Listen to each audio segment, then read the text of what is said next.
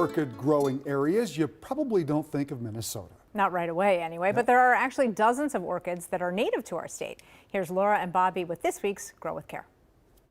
What are we doing in terms of our state flower here, the showy lady slipper? At its base level, we're mostly propagating the plant, and there's a whole host of reasons to want to propagate the plant, but the biggest one for conservation. We want to try and keep the state flower around.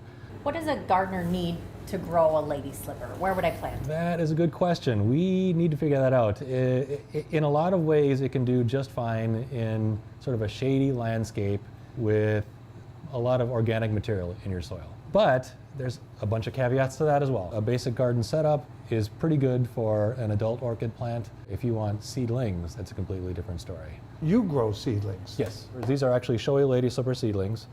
You'll notice they're not in pots, they're not in soil, and that is very deliberate because in orchids you need fungi to grow orchids from seed. If we really want to give somebody healthy lady slippers that will grow in their garden and maybe persist and recruit in their own garden, we need to give them the fungi as well.